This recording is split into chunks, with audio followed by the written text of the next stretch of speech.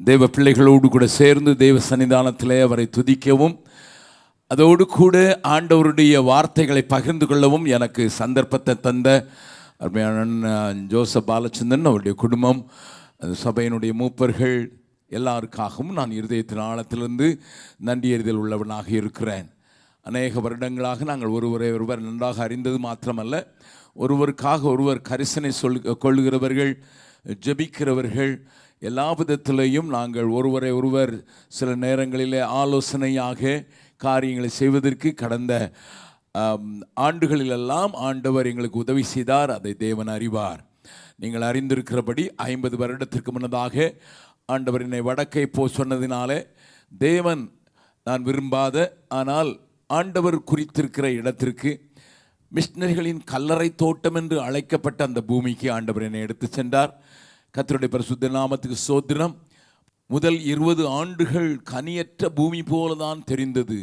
கடின உழைப்பு, மிகுந்த தியாகம், என்னோடு கூட சேர்ந்தவர்களை கொஞ்சம் பேராக இருந்தபோது ஆண்டவர் எங்களை புடைத்தே எடுத்தார் என்று கூட சொல்ல வேண்டும். சோதித்து பார்த்தார். எல்லா விதத்திலையும் பாடுகள், உபத்திரவங்கள் மத்தியில் நின்று பிடிக்கத்தக்கதாக தேவன் உதவி செய்தார். இழப்புகள் இருந்தது, மரணங்கள் நேரிட்டது, அடித்து கொல்லப்பட்டார்கள். ஆனாலும் தேவனுடைய காரியம் நிலை நிற்கும் என்பதை சாதிப்பதற்கு கர்த்தர் உதவி செய்தார். அவருடைய பரிசுத்த நாமத்துக்கு ஸ்தோத்திரம். ஆனால் எதையோ சாதித்து விட்டோம் என்று அல்ல, ஆண்டவருடைய கிருபையினால 1072 இடங்களிலே ஆராதனை ஒழுங்காக நடப்பதற்கு கர்த்தர் உதவி செய்திருக்கிறார். ஹல்லேலூயா.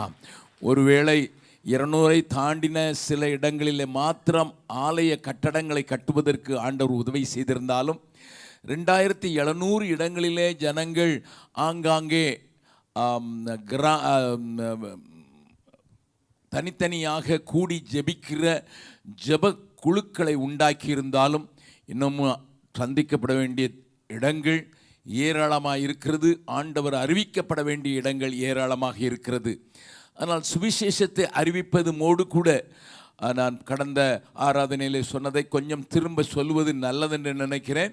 நீங்களும் எங்களுக்காக ஜெபிக்கும்படியாய் கேட்கிறேன். உங்களுடைய ஜெபம் எங்களுக்கு மிகுந்த அரணாக மாறும் என்று அறிந்திருக்கிறேன். எல்லா விதத்திலையும் இதுவரை கிறிஸ்துவின் நாமம் சொல்லப்படாத இடங்களிலே சொல்வதற்கு ஆண்டவர் உதவி செய்கிறார். பீகாருக்கு என்னை அழைத்த போது ஜார்க்கண்டும் சேர்ந்திருந்தபடியினாலே அந்த பீகாரையும் ஜார்க்கண்டையும் நாங்கள் எங்கே மற்றவர்கள் போக துணிகிறதில்லையோ அந்த இடங்களிலே ஆண்டவர் என்னையும் என்னோடு கூட சேர்ந்தவர்களையும் இழுத்து கொண்டு போகிறார். ஏனென்றால் என்னை மிஷனரியாக பிரதிஷ்டை பண்ணின ஆராதனையிலேயும் அதற்கு முன்னதாகவும் ஆண்டவர் சொன்ன காரியம் உங்களுக்கு தெரிந்திருக்கலாம். சிலருக்கு பாஸ்கரதாசன் என்கிற ஒரு தேவதாசன் என் மேலே கை வைத்து, காலேபின் ஆவியை ஆண்டவர் உனக்கு தந்திருக்கிறாரே, ஆகையினாலே மற்றவர்கள் சுதந்திரிக்க பயப்படுகிற இடத்திலே தேவன் உன்னை கொண்டு போவார் என்று அவரும் சொன்னார். அதற்கு முன்னதாக ஆண்டவரும் எனக்கு சொல்லியிருந்ததை அவர் கன்ஃபார்ம் பண்ணினார் என்று தான் சொல்லுவேன்.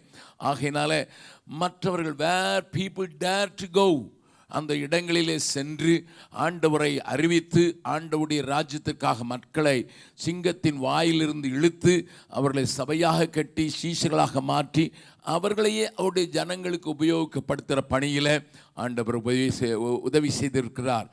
ஆனால் பீகாரை பொறுத்த மட்டும் அது மாத்திரம் போதாது என்பதும், ஆதி காலத்திலே வந்த மிஷனரிகள் எப்படி இங்கே அவர்கள் 2 காரியங்களையும் செய்ய வேண்டியிருந்ததோ அப்படியே செய்வதற்கு ஆண்டவர் வழிகளையும் வாசல்களையும் திறந்தார்.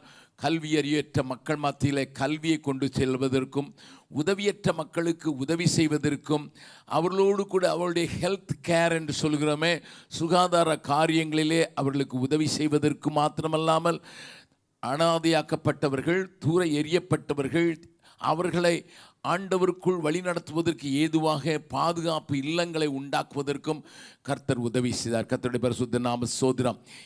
பழைய நாட்களிலே மிஷனரிகள் ஒன்றுமறியாத இடங்களிலே வந்து எத்தனை கஷ்டப்பட்டார்கள். இந்த மதுரை மாவட்டத்தினுடைய சபை சரித்திரங்களை படித்தவர்களே அறிவார்கள். அந்த மிஷனரிகள் பட்ட பாடுகளை இன்றைக்கு அவர்கள் வாங்கி போட்ட ப்ராப்பர்ட்டிகள் விற்கப்படலாம், அதை துஷ்பிரயோகம் பண்ணி கொண்டிருக்கிறார்கள். அதையெல்லாம் நீங்கள் அறிந்திருக்கிறீர்கள். But still how much they paid for that என்பதை யோசித்து பார்ப்பதற்கு எனக்கு அனுபவிப்பதற்கு கர்த்தர் உதவி செய்திருக்கிறார். ஆண்டவர் எங்களை எப்படி கொண்டு போனார் என்றால், நாங்கள் வசிக்கிற இடத்திலிருந்து 35 கிலோமீட்டரில், இன்றைக்கு வசிக்கிற இடத்திலிருந்து 35 கிலோமீட்டரில் ஒரு ஜாதி இருந்தது, கர்வார் என்று. அந்த கர்வார் ஜாதியினுடைய ஒரு பெரிய வழக்கம் ஏப்ரல் மாதத்தில் நடக்கும். கர்மா என்கிற ஒரு ஃபெஸ்டிவல் இருக்கும். அந்த ஃபெஸ்டிவலுக்கு முந்தின வாரத்தில் சிலருடைய தலை திரும்பிக் கொள்ளும். பிசாசனுடைய கட்டுகளை அவர்கள் திரும்பிக் கொள்ளும். அதற்கு ஒரு மனிதனை வெட்டி அவனுடைய தலையை தரையில் புதைத்து வைத்தால் தான் அவனுக்கு நேராகும். You can just imagine. ஒரு வருஷத்தில் கிட்டத்தட்ட 10 to 15 பேருடைய தலைகள் வெட்டப்படும். யாரும் அந்த பகுதிக்கு போகுவதற்கு பயப்படுவார்கள். அந்த பகுதிகளிலே ஊழியம் செய்வதற்கு ஆண்டவர் எங்களை பாரப்படுத்தி கொண்டிருந்தாலும் தேவனுடைய நேரத்திற்காக நாங்கள் காத்திருந்தோம். அந்த மலையில் 4 விதமான கூட்டத்தார் இருந்தார்கள். ஒன்று உராவன் என்று சொல்வார்கள். ஹரிச்சந்திரன் என்று நீங்கள் சரித்திரத்தில் படிக்கிறீர்களே, அவனுடைய மகன் ரோஹிதாஸ் என்று சொல்கிறவனுடைய பெயரில் உண்டாக்கப்பட்டதான் நான் வாழும் ரோத்தாஸ் மாவட்டம் என்று பெயர். அந்த ரோத்தாஸ் மலைகளின் மேலே இந்த உராவன் ஜாதியவர் வாழ்ந்து வந்தார்கள். கோட்டைகள் உண்டு. அங்கே அக்பருக்கு வைஸ்ராயா இருந்த மான்சிங்கனுடைய கோட்டை மேலே இருக்கிறது. ஏனென்றால் முழு நார்த் இந்தியாவிலும் that was the safest place. அதுதான் முழு வட இந்தியாவிலும் ஒரு பாதுகாப்பான இடம் என்று சொல்லி அங்கே மான்சிங் தனக்கு ஒரு கோட்டை கட்டியிருக்கிறான். அது இன்றைக்கும் உண்டு. அங்கே அவருடைய தகப்பனார் புதைக்கப்பட்ட கல்லறை ஒரு பெரிய தாஜ்மஹலை போல, ஆனால் வேறு கல்லால் கட்டப்பட்ட கல்லறையும் நீங்கள் அங்கே பார்க்கலாம். உள்ளே இதை விட பெரிய ஒரு ஹால் உண்டு கல்லறைக்குள்ளே. அதை மலை மேலே கட்டியிருக்கிறதை நீங்கள் பார்க்கலாம். அங்கே இரண்டாவதாக ஒரு ஜாதி கர்வார் என்றும் சேரோ என்றும் யாதவ் என்றும் 4 விதமான ஜாதியினர் அங்கே வாழ்கிறார்கள். இந்த கர்வார் ஜாதி மாத்திரம் கொஞ்சம் பயங்கரமான ஜாதி. வருஷத்தில் 15 பேராயிலும் தங்களுடைய தலையை இழந்தார்கள். அதை புதைத்தால் தான் அறுவடை கிடைக்கும் என்று நம்பிக்கொண்டிருந்தார்கள். சுவிசேஷத்தை அந்த மலைக்கு இந்த உலகம் தோன்றின முதலாவது எடுத்து செல்வதற்கு தேவன் எனக்கு உதவி செய்தார். நான் ஆண்டவருக்கு நன்றி செலுத்துகிறேன். அது எப்படி என்று கேட்பீர்கள். அந்த மலையை குறித்து எனக்கு ஒன்றும் தெரியாத நாட்களிலே கீழே ரோத்தாஸ் என்கிற ஒரு ஊரில் ஒரு மார்க்கெட்டில் நின்று தனியனாக அப்பொழுது நான் ஒரு டேமரினை வைத்துக்கொண்டு பாடி அங்கே இருக்கிறவர்களை கூட்டி அங்கே அவர்களுக்கு நான் டிராக்ட் கொடுக்க முயற்சி செய்த போது ஒரு வாலிபன் வந்து அதை கிழித்து என் முகத்தில் எரிந்து விட்டு மலைக்கு போக என்று சொன்னான். நான் அவனிடத்தில் கேட்டேன், மலை மேலே ஆள் இருக்கிறார்களா என்று கேட்டேன். மலை மேலே ஆள் இருக்காங்க, 400 வில்லேஜ் இருக்கான். அவன் தான் எனக்கு ஸ்டாட்டிஸ்டிக்ஸ் சொன்னான். அல்லேலூயா. சில நேரம் ஆண்டவர் சத்துருக்களை உபயோகப்படுத்தி தன்னுடைய ராஜ்யத்தை ஸ்தாபிக்கிறார். அல்லேலூயா. அங்கே போய் நாங்கள் ஊழியம் செஞ்சது பெரிய கதை. என்னுடைய புஸ்தகத்தில் கொஞ்சம் எழுதியிருக்கிறேன். ஒவ்வொரு காரியங்கள் பெரிதமானவைகள். அப்படிப்பட்ட மக்கள் மத்தியில் கர்வார இனத்தை ரீச் பண்ணணும்னு நாங்கள் பெருகும்போது ரொம்ப ஜெபத்தோடு போகணும். ஏன்னா இது ஒரு பயங்கரமான பிசாசு பலவிதமான நூற்றாண்டுகள் எல்லாம் 1000 ஆண்டுகளாக செய்து கொண்டு வருகிற பழக்கம். என்றால் கழுத்து நன்றாக திரும்பிக் கொள்ளும். அப்படிப்பட்டவர்களை நீங்கள் பார்த்துறீங்கன்னா உங்களுக்கு அதிர்ச்சியாக இருக்கும். என்னதான் அவங்க முயற்சி செய்தாலும், என்னதான் ஆயில் போட்டு தடவினாலும் அது திரும்பவே செய்யாது. பலி கொடுத்த உடனே டக்குன்னு திரும்பிடும். அப்போ எவ்வளவு பிடிதி இருக்குன்னு பார்த்துக்கொள்ளுங்கள்.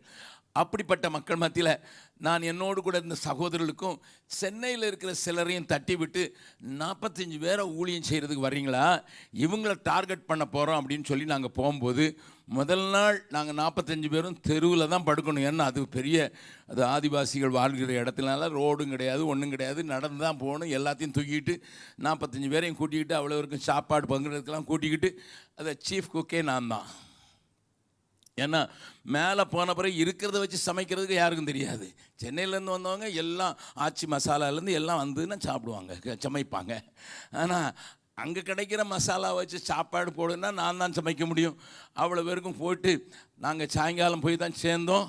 அங்கே எல்லோரும் தெருவில் படுத்து கிடக்கிறோம். வைக்கோலை போட்டு அது மேலே படுத்துருக்கோம். என் கையில் மட்டும்தான் ஒரு பெரிய டார்ச் இருந்தது. அதனால நான் அப்பப்போது எல்லோரும் நல்லா இருக்காங்களான்னு பார்த்தபோது நான் சிலர் தூங்கவே இல்லை. 15 நிமிஷத்துக்கு ஒரு தடவை பக்கத்தில் இருக்கணும், தலை இருக்கான்னு பார்க்குறாங்க. நம்ம ஆளுங்க அவ்வளோ தைரியசாலிகள். அந்த இடத்துல கர்த்தர் கிரியை செய்தார். யார் இந்த தலை வெட்டுறதுக்கு ஆர்டர் கொடுப்பாங்களோ அவனையே ரட்சித்தா. ஹல்லேலூயா. இன்றைக்கு அந்த ஜாதியில் அந்த பழக்கமே இல்லாமல் தேவன் மாற்றிவிட்டார். சுவிசேஷம் அதை சாதிக்கும். ஹல்லேலூயா. அங்கே இருந்த இப்பொழுது டிஐஜியாக இருக்கிற ஒரு பெரிய ஆஃபீஸர், ஒரு ஹிமாச்சல் பிரதேசத்தை சேர்ந்தவரோடு கூட நான் பேசிக்கொண்டிருந்தேன். அவர் எங்களுடைய மாவட்டத்தில் எஸ்பியாக இருக்கும்போது அவர் சொன்னார், brother, you have done 50% job, we have done 50% job to eradicate the Naxals. அந்த பகுதிகளில் ஏராளமான நக்சல்பாரிகள் இருந்தார்கள். அவர்களை அழிப்பதற்கு ஆண்டவர் உதவி செய்ததற்கு. But he said again, we did it with a gun, but you did with a love. நீங்கள் அன்பை கொண்டு சாதித்தீர்கள், நாங்கள் ஆகினால நக்சலைட்டும் அந்த பகுதியிலிருந்து அழிக்கப்பட்டு போயிற்று. தலைவெற்ற பழக்கம் போச்சு, நக்சல்பாரிகளுடைய பழக்கம் போச்சுது. கர்த்தருடைய கிருபையினால அங்கே அநேக சபைகளை மாத்திரமல்ல, அங்கே கல்வி சாலைகளையும் உண்டாக்க கர்த்தர் உதவி செய்தார். இன்னமும் பெரிய காரியம் தேவை இருக்கிறது. என்னை கேட்கிற அருமையானவர்களே, இந்த நாங்கள் ஆதிவாசி மத்தியில் 5% மாத்திரம்தான் வேலை செய்கிறோம். மீதமுள்ளவர்களெல்லாம் கீழே இருக்கிறவர்கள். ஆகையினால் கல்வி பணியை செய்ய வேண்டிய அவசியம் உண்டாயிற்று. இந்த கம்பேஷன் பணியை செய்ய வேண்டிய அவசியம் உண்டாயிற்று. கூடவே மீடியா மூலமாகவும் ரிவைவல் கூட்டங்கள் நடத்தியும் ஆண்டுடைய 7 விதமான பணிகளை செய்வதற்கு கர்த்தர் உதவி செய்திருக்கிறார். இம்மட்டும் அவர் உதவி செய்வார், இனிமேலும் உதவி செய்வார் என்று விசுவாசிக்கிறேன். ஹல்லேலூயா. பரலோக ராஜ்யம் பலவந்தப்படுத்தப்படுகிறது. அதை பலவந்தம் படுகிறவர்கள் தான் அதை சுதந்திரித்துக் கொள்வார். அது தனக்கு மட்டுமல்ல. we forcibly go to places where the giants were ruling. கர்த்தருடைய பரிசுத்த நாம ஸ்தோத்திரம். இன்றைக்கும் அந்த ஆண்டவர் மாறாதவராக, நல்லவராக, கூட இருக்கிறவராக, என்னோடு கூட சேர்ந்து பலவிதமான பணிகளில் இருக்கிற 3000 பேரை தாங்குகிறவராக, ஏந்துகிறவராக, உபயோகப்படுத்துபவராக இருக்கிறதற்காக நான் ஆண்டவருக்கு கோடி ஸ்தோத்திரங்களை ஏறெடுக்கிறேன். ஆண்டவர் தொடர்ச்சியாக இன்னமும் பெரிய காரியங்களை செய்ய வேண்டும் கர்த்தர். அதனாலும் அடிகள் உண்டு, உதைகள் உண்டு, காரியங்கள் உண்டு. ஒரு சின்ன தங்கச்சி கதையை மட்டும் சொல்லிட்டு நான் செய்திக்குள்ளே போக விரும்புகிறேன். ஜார்க்கண்டில் பன்சரின்னு ஒரு இடத்துல 1000 பேர் தான் நாங்கள் கூட்டுறதுன்னு தீர்மானம் பண்ணேன்னா 25,000 பேரை கூட்டலாம், அவங்களுக்கு கூட்டம் நடத்தலான்ட்டு. ஆனால் கடைசியில் பார்த்தபோது 40,000 பேரை கூட்டுறதுக்கு 40,000 பேர் அதில் கலந்து கொண்டார்கள்.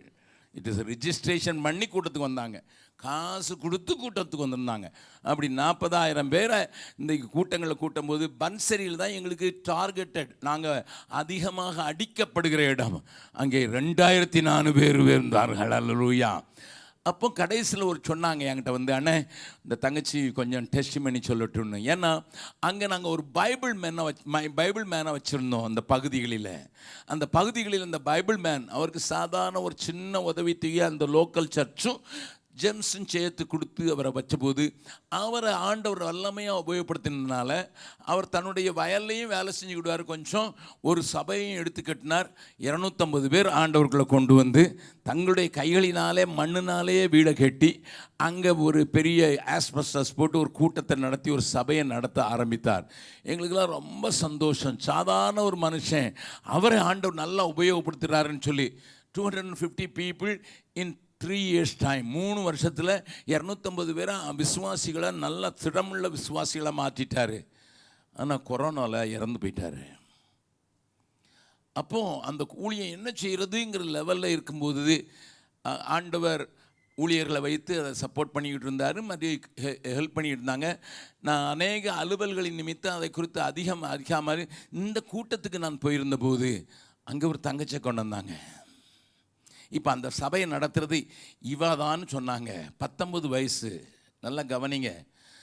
கிறிஸ்தவர்கள் என்று சொல்லிக்கொள்ளுகிறவர்கள், பல ஆண்டுகளாக விசுவாசிகளாக இருக்கிறவர்கள் அறிய வேண்டிய காரியத்தை சொல்லுகிறேன். அது எங்களுடைய வீடியோ கிளிப்பிங் பார்த்தீங்கன்னா நீங்கள் அழுதுருவீங்க. ஏன்னா அந்த தங்கச்சி 19 வயசு, காலேஜில் படிக்கிறா. அவங்க அப்பா ஊழியத்தை நான் செய்வேன்னு சொல்லி எடுத்து இன்றைக்கி அநேகரை ஆண்டவர்கள் நடத்துறதுக்கு உபயோகப்படுத்தப்படுகிற அந்த பாத்திரம் நேராக நடக்க முடியாது. she will walk sideways. எப்படி ஒரு நண்டு இப்படி நடக்குமோ அப்படி தான் நடக்க முடியும். ஏன்னா இந்த இடுப்புக்கு கீழே அவளுடைய இந்த இடுப்பு பகுதி தரையிலேருந்து ஒரு 9 அங்குலம் தான் மேலே இருக்குது. கால்கள் மடக்கப்பட்டது. அவள் பிறக்கும்போது அவளை ஒரு நோய் தாய்க்கு அவள் அப்படி ஆகிவிட்டாள். இதற்கு மேலே தான் அவளுக்கு மற்ற காரியங்களை செய்ய முடியும். But she is in the college. நான் உங்களுக்கு அந்த வீடியோ போடக்கூட காட்ட முடியும். கிட்டத்தட்ட ஒரு 9 இன்ச்சு தான் மேலே இருப்பா. சைடில் தான் நடக்க முடியும். படியில் ஏறினா சைடில் தான் ஏற முடியும். ஆனால் பயங்கர தைரியசாலி. ஆண்டவர் அவளை உபயோகப்படுத்தி வருகிறார். அவன் அந்த கூட்டத்தில் வந்து தன்னுடைய சாட்சி சொல்லும்போது நான் கேட்டேம்மா, ஆண்டவர் நான் உபயோகப்படுத்துகிறான்னு சொல்கிறிய, நீ ஜெபிச்சு எல்லாருக்கும் விடுதலை கிடைக்குன்னு சொல்கிறிய, உன்னையே பார்த்து கேட்கலையா? நீயே விடுதலை இல்லாமல் இருக்க, நீ எங்களுக்கு விடுதலை தருவன்னு கேட்கலையா? அவள் சொன்னா, என்ன பார்க்கறதில்ல ஜனங்கள், எனக்குள்ள இருக்கிற இயேசுவை பார்க்க ஆரம்பிச்சிட்டாங்க. நான் ஊழியக்கார்ட்ட கேட்டேன், அவங்க அப்பா இறந்து 4 மாதம் ஆச்சு, அந்த ஊழியத்தில் எல்லாரும் வந்துக்கிட்டு இருக்காங்களே இப்போண்ணா. அண்ணே, அந்த அப்பா போன பிறகு இன்னொரு 50 பேர் இந்த 4 மாதத்தில் இவளால் இயேசு கிறிஸ்துக்குள்ளே வந்துட்டாங்க. சபை பெருகிடுச்சு. This is what God can do. இது தேவன் செய்வது, இது மனிதன் செய்வதல்ல. ஆகையினால இன்னும் அப்படிப்பட்டவர்களும் எழும்ப ஆரம்பித்து விட்டபடினால ஆண்டவர் வட இந்தியாவில் ஒரு பக்கம் உபத்திரவம், அடி, கொலை, என்னோடு கூட சேர்ந்தவர்கள் கொல்லப்பட்டிருக்கிறார்கள். அதையெல்லாம் சொல்ல விரும்பவில்லை. தேவனும் கிரியை செய்கிறார். உங்கள் ஜெபம் எங்களுக்கு அரணாக மாறும்படியாக ஜெபத்தில் நினைத்துக் கொள்ளுங்கள். ஆண்டவரை நோக்கி பார்க்கலாம். கண்களை மூடி இந்த நாளிலும் தேவன் நம்மோடு கூட பேசும்படியாக அவரை நோக்கி பார்க்கலாம். ஹல்லேலூயா, உமக்கு ஸ்தோத்திரம். ஆண்டவா பிரசன்னமாகி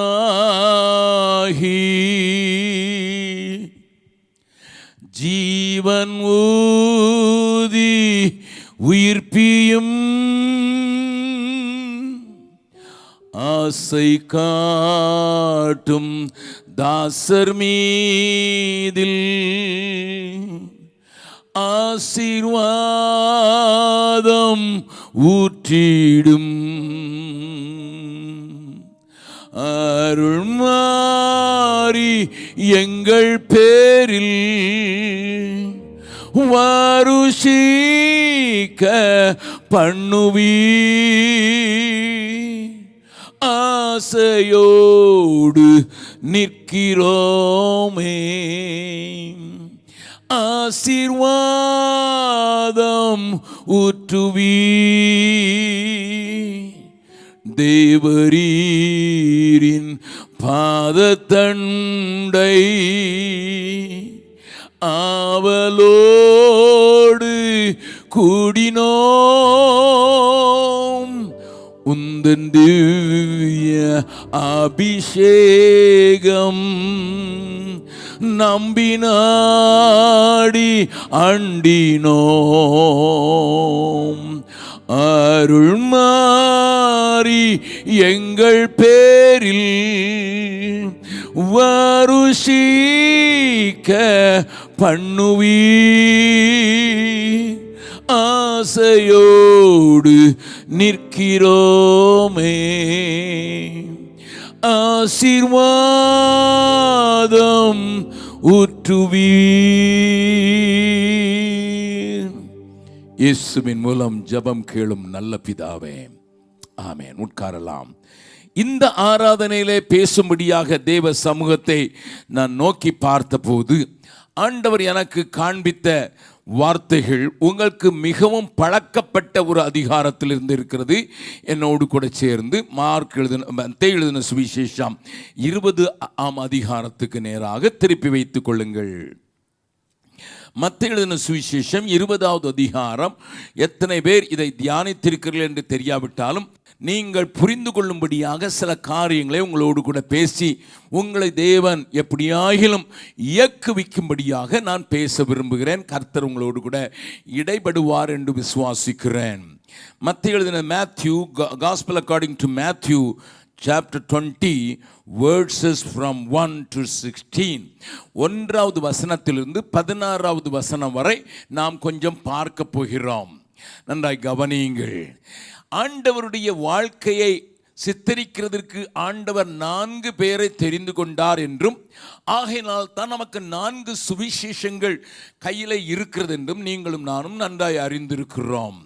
அந்த சுவிசேஷங்களிலே யோவானுடைய சுவிசேஷத்தை நீங்கள் வாசித்தால் 1 முதல் 12 அதிகாரம் வரைக்கும் ஆண்டவராய் இயேசு பப்ளிக்கோடு டீல் பண்ணின காரியம் இருக்கும். 13வது அதிகாரத்திலிருந்து 21வது அதிகாரம் வரை கிட்டத்தட்ட அதில் 40% 40% அவர் தம்முடைய சீஷர்களுக்கு மாத்திரம் ஊழியம் செய்ததை யோவான் எழுதுகிறார்.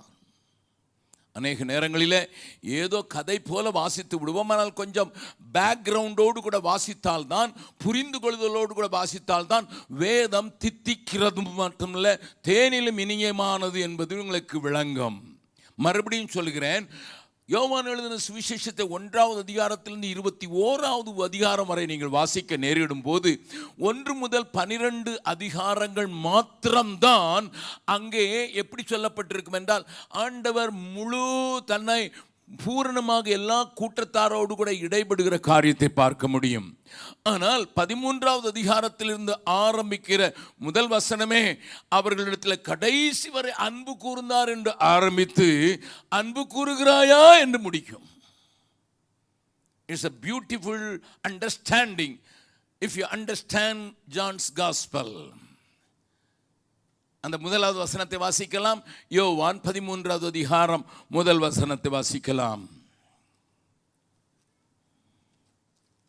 பஸ்கா பண்டிகைக்கு முன்னே இயேசு இவ்வுலகத்தை விட்டு பிதாவினிடத்திற்கு போகும்படியான தம்முடைய வேளை வந்ததென்று அறிந்து தாம் இவ்வுலகத்தில் இருக்கிற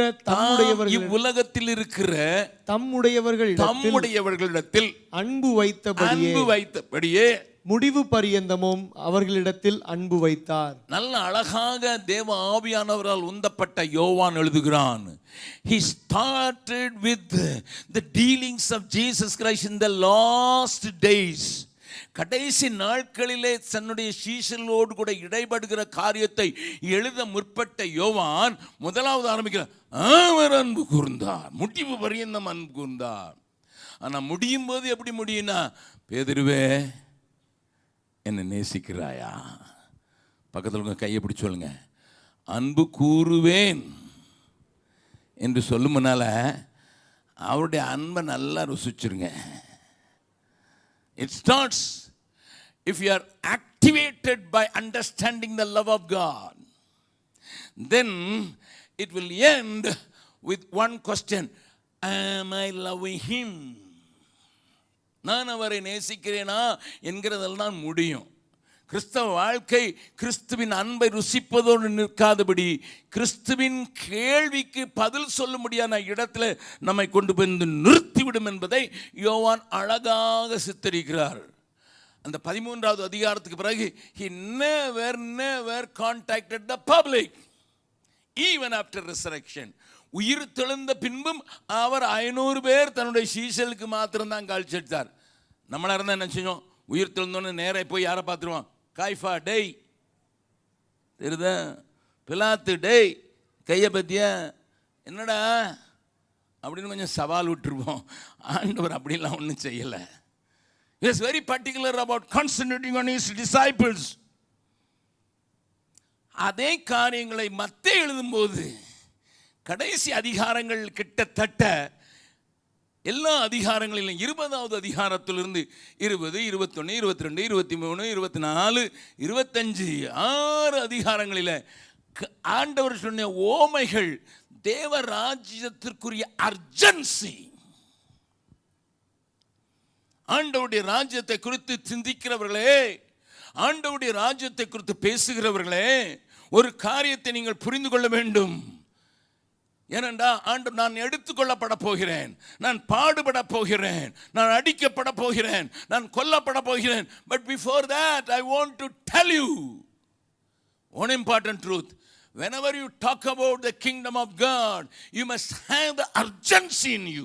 உனக்குள்ள ஒரு துடிப்பு இருக்க வேண்டும், உனக்குள்ள அதனுடைய அவசரம் வெளிப்பட வேண்டும் என்பதற்காக தான் 20வது 21வது 20வது அதிகாரத்தில் 25வது வரை அனைத்து ஓமைகளிலேயும் இதையே ஆண்டவர் அழுத்தி சொல்வதை நீங்கள் தியானிக்கலாம். இது உங்களுடைய பர்சனல் லைஃபுக்காக விட்டு விடுகிறேன். பர்சனல் ஸ்டடிக்காக விட்டு விடுகிறேன். அப்படி சொல்லப்பட்ட ஓமைகளிலே ஒரு முக்கியமான ஓமையைத்தான் நான் உங்களுக்கு முன்னதாக வைக்கிறேன். அந்த மத்தேயு எழுதின சுவிசேஷம் 20வது அதிகாரத்தினுடைய முதல் வசனம் இப்படித்தானே இருக்கிறது. எப்படி ஆரம்பிக்கிறது பாருங்கள். Matthew 20th chapter verse 1. பரலோக ராஜ்யம் வீட்டெஜமானாகிய ஒரு மனுஷனுக்கு ஒப்பாயிருக்கிறது.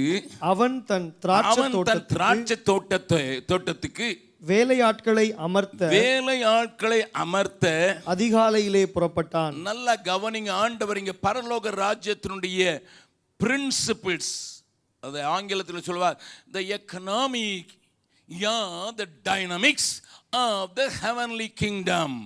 பரலோக ராஜ்யம் எப்படி செயல்படுகிறது, பரலோக ராஜ்யத்தின் சிந்தை என்ன, பரலோக ராஜ்யத்தினுடைய எந்த பிரின்சிபலின் அடிப்படையில் பரலோக ராஜ்யம் செயல்படுகிறது என்பதை ஆண்டவர் இந்த ஓமையிலையும் விளக்குகிறார். எல்லாவற்றையும் பேசுவதற்கு எனக்கு நேரம் இல்லை என்றாலும் இந்த ஓமையில் இருக்கிற சில காரியங்களை நீங்கள் நன்றாக தெரிந்து கொண்டால்தான் நான் பரலோக ராஜ்ய வாசி என்பதை நீங்கள் அறிக்கை செய்ய முடியும். இன்றைக்கு விசுவாசிகள் இந்த தேசத்துக்காகத்தான் அதிகம் ஜெபிக்கிறார்கள், இந்த தேசத்திற்காகத்தான் அதிகம் கவலைப்படுகிறார்கள், இந்த இம்மைக்குரிய காரியங்கள் தான் அதிக பிரசங்கங்களையும் விரும்புகிறார்கள். அதுதானே எல்லா டிவியும் நான் பார்க்குறேன், கொஞ்சம் அப்பப்போ பார்ப்பேன். என்னதான் சொல்கிறாங்க இவங்க, என்னதான் பிரசங்கிக்கிறாங்க, என்னதான் ஜனங்களுக்கு போதிக்கிறான்னு பார்த்தா கிட்டத்தட்ட 95% எல்லா மெசேஜும் about this earth, about this life, about your children, about your welfare, about your happiness, about your peaceful life. Everybody almost 95%, only 5% talks about the heavenly kingdom. அதனால தான் இந்த பாட்டில் எழுதினேன், பரலோக சிந்தை கொண்டு இப்படி வாழ்வேன். I will have the mind of God. அருமையான தேவனுடைய பிள்ளைகளே, ஆண்டவருக்குள் வந்ததுக்காக நன்றி. இயேசுவை சொந்த ரட்சகராக ஏற்றுக்கொண்டு ஞானஸ்நானம் பெற்றதற்காக ஸ்தோத்திரம். பழைய மனுஷனை புதைத்து விட்டதற்காக நன்றி. But you start living in a new realm. வித்தியாசமான ஒரு அடித்தளத்தில் நீங்கள் வாழ ஆரம்பிக்கிறீர்கள் என்பதை மறந்து போகவே கூடாது. மண்ணுக்குரியவன் மண்ணுக்குரிய சிந்திக்கிறான், விண்ணுக்குரியவன்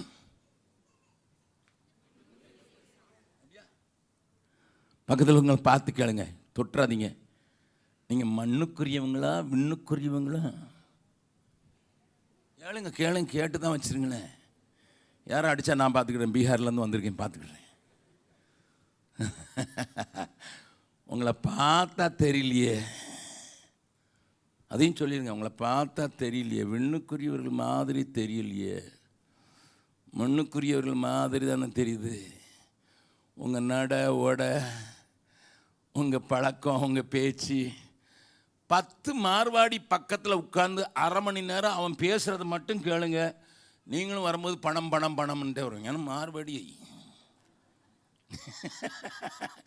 10 மார்வாடி. நான் சில நேரம் ட்ரெயினில் இந்த மார்வாடிகளாக சுற்றி இருப்பானுங்க, பேசுவான் குரோர் அது இதுமா. நமக்கும் அரை மணி நேரம் கழித்து மூளை, நம்மளும் குரோரை தான் யோசிப்போம். கோடி என்னைக்கு கோடி போடுறான்னு அன்னைக்கு கோடி முடிஞ்சு போச்சு. உங்களோட ஒரு அரை மணி நேரம் இருந்தானே எனக்கு தெரிஞ்சிடும் நீங்கள் எந்த மாதிரி இருப்பீங்கன்னுட்டு. If I spend just half an hour with you, I can judge you, measure you, what kind of Christian you are. மண்ணுக்குரியவர்களாக அதிக கஷ்டத்தோடு அதிக காரியத்தோடு ஆனால் ஆண்டவர் ஆகினால் தான் தன்னுடைய கடைசி நாட்களில் he was insisting once again the urgency in the heart of God. தேவனுடைய இருதயத்தில் இருக்கிற ஒரு பெரிய அவசரத்தை உணர்த்து வைக்கிறதுக்கு தான் இந்த கதையை சொல்றாரு. இந்த கதையில முக்கியமான ஒரு காரியத்தை மாத்திரம் காட்டி கொடுத்து நான் முடிக்க விரும்புகிறேன். அங்கே சொல்லப்பட்டிருக்கிறது, 2வது வசனம் வாசிக்கலாம். வேலையாட்களுடன் நாள் ஒன்றுக்கு ஒரு பணம் கூலி பேசி அவர்களை தன் திராட்சை தோட்டத்துக்கு அனுப்பினான். காலையிலே போயிடுறான். அங்க some people are waiting and அவங்கள அழைச்சி எப்பா ஒரு நாளைக்கு ஒரு பணம் கொடுப்பேன் என்று அவளோடு கான்ட்ராக்ட் சைன் பண்ணுகிறான். If you go to an IT industry, you have package. ஒரு வருஷத்துக்கு இவ்வளோ பேக்கேஜ் 7.5 lakhs கொடுப்போம், 12.5 lakhs கொடுப்போம், 1 crore கொடுப்போம் அப்படின்னுட்டு. உங்களுக்கு தெரியுமா சுந்தர் பிச்சைக்கு ஒரு நாள் வருமானம் எவ்வளோ தெரியுமா? சுந்தர் பிச்சை யாருன்னு தெரியலையா? கூகுளுடைய சிஇஓ. கூகுளுடைய சிஇஓவுக்கு ஒரு நாள் வருமானம் அவருக்கு இன்கம் வெறும் 1 கோடி ரூபாய் தான். சிம்பிள். இந்தியன். அவங்க அப்பா நான் வேலை பார்த்த கம்பெனியில் இங்கிலீஷ் எலக்ட்ரிக் கம்பெனியில் நான் வேலை பார்க்கும்போது வேலை பார்த்தார் இன்ஜினியரா. I was working there. அந்த நேரத்தில் அவரோட எனக்கு பழக்கம் இல்லை, நான் அவர் வேலை பார்த்தது எனக்கு தெரியும். லிசன், ஒரு நாள் இங்கே ஒரு நாளைக்கு ஒரு பணம் தான், அவருக்கு ஒரு நாளைக்கு அவ்வளோதான். வாட் எவர் கொஞ்சம் கம்பேர் பண்ணி பார்க்குறது தான் நான் சொல்கிறேன்.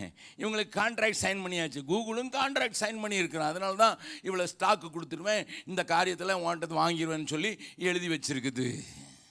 ஓகே, இவங்க the labour call to do a work on contract basis. அவ்வளோதான்.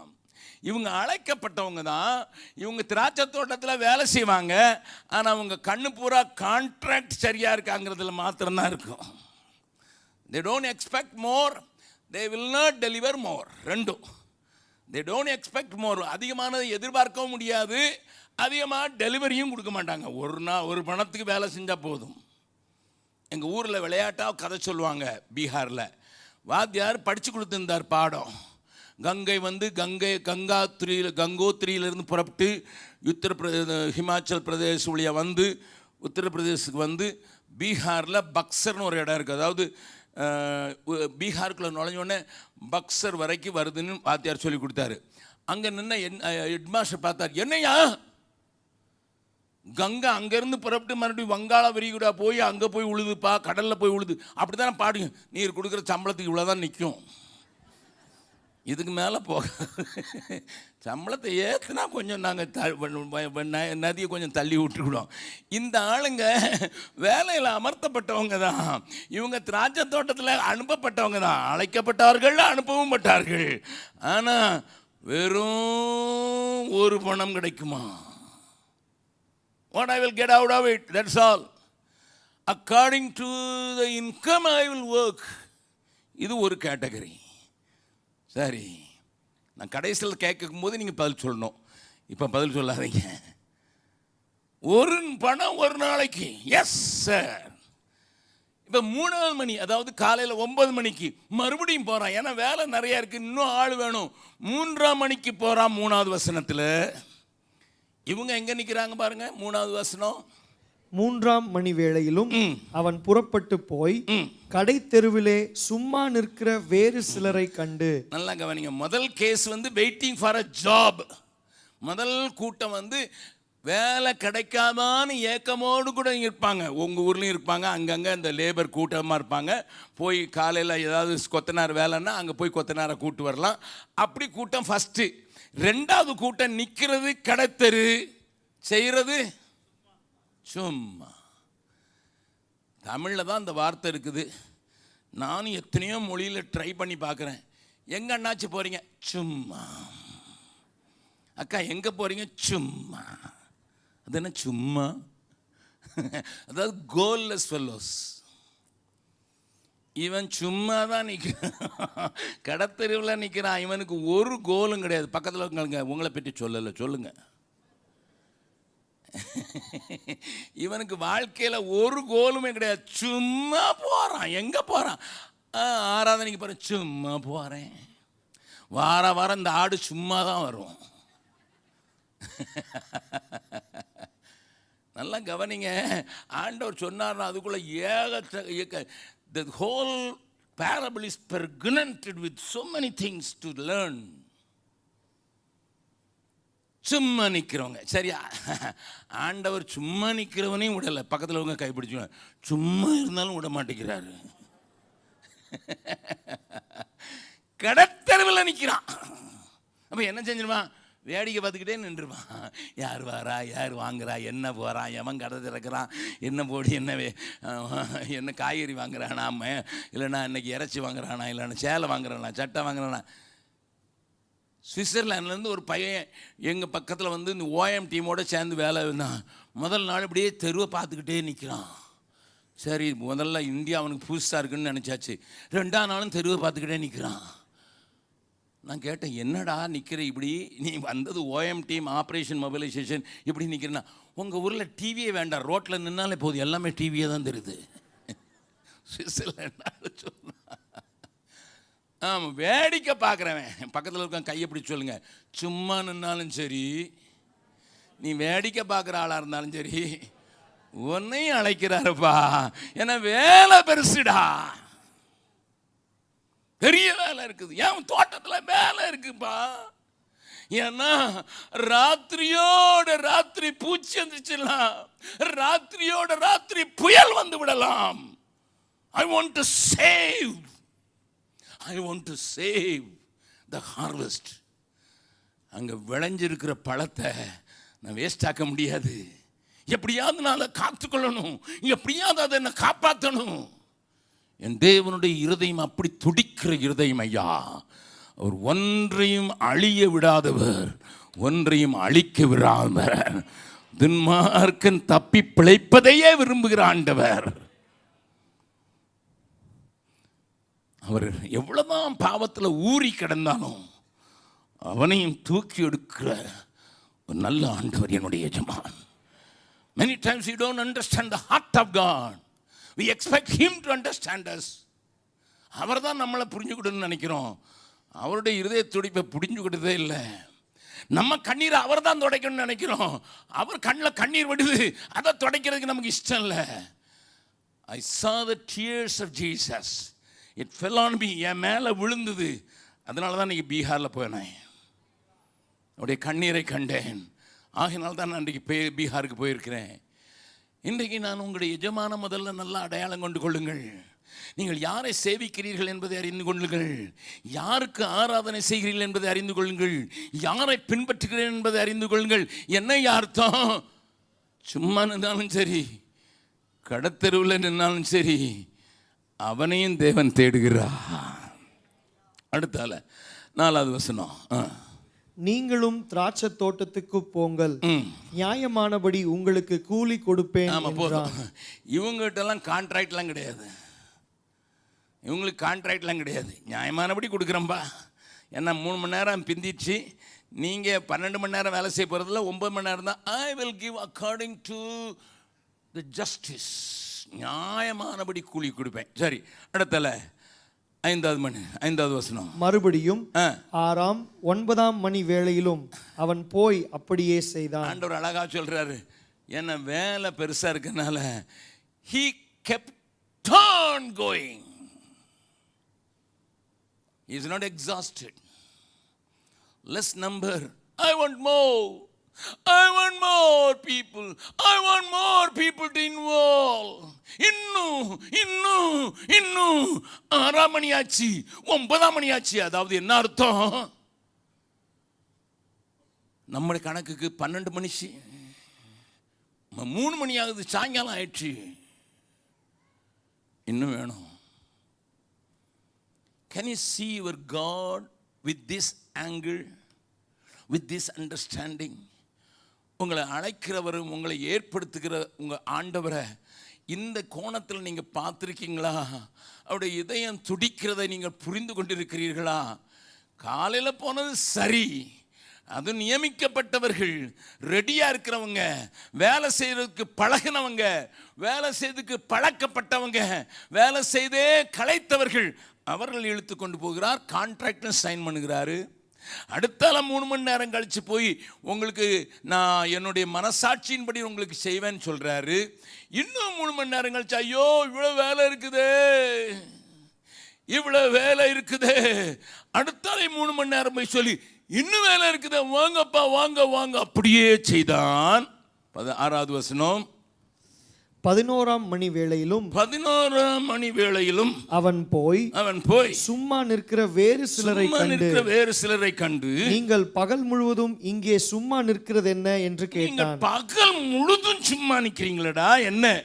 அதற்கு அவர்கள், ஒருவரும் எங்களுக்கு வேலை இடவில்லை என்றார்கள். போதும். என்னவா இந்த கேஸ்? என்னது? நாங்க ரெடியா தான் இருந்தோம், ஒருத்தனை எங்களை என்கேஜ் பண்ண மாட்டேங்கிறான். நல்லா கவனிங்க. நான் படித்த போது, ஹைஸ்கூலில் படித்த போது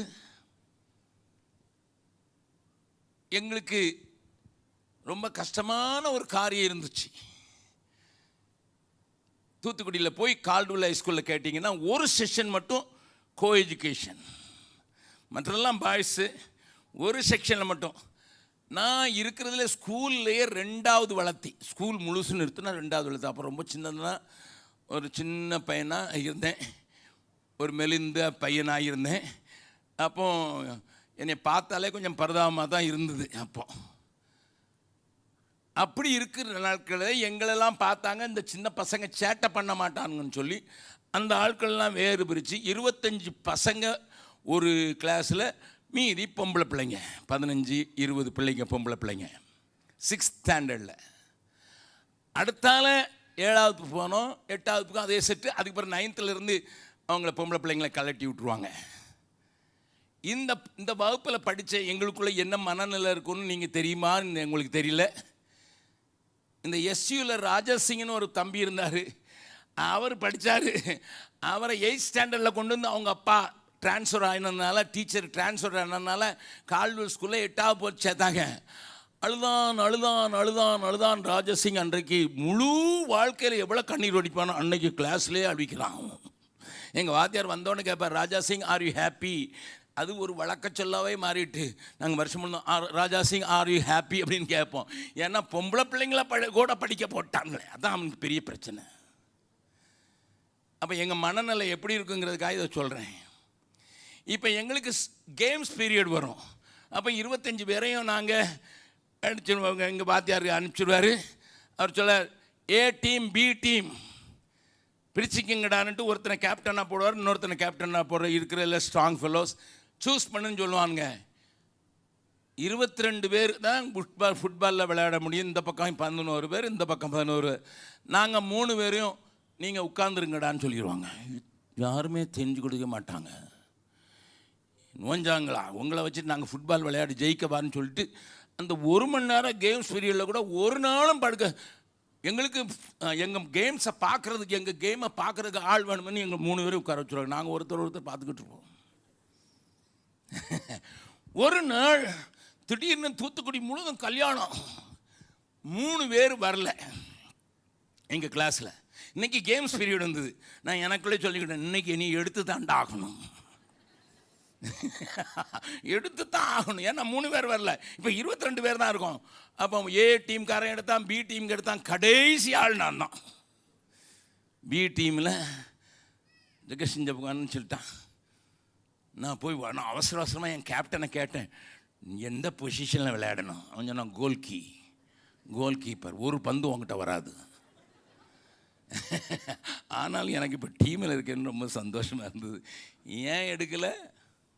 நோஞ்சான். இவனை வச்சு ஒரு வேலையும் ஆக போகிறதில்ல. பக்கத்தில் சொல்லுங்கள், உங்களை பற்றி சொல்லலை, உதவாக்கற வேற வழி இல்லாமல் தான் எடுப்பாங்க. என் ஆண்டவர் அதுவும் 11ஆம் மணி நேரம், 1 மணி நேரம் தான் இருக்குது. அந்த நேரத்துலையும் அவனையும் என்கேஜ் பண்ண விரும்புகிற நல்ல ஆண்டவர். ஹல்லேலூயா. என்னை கேட்கிற அருமையானவர்களே, எந்த நிலையில் நான் இருந்தாலும்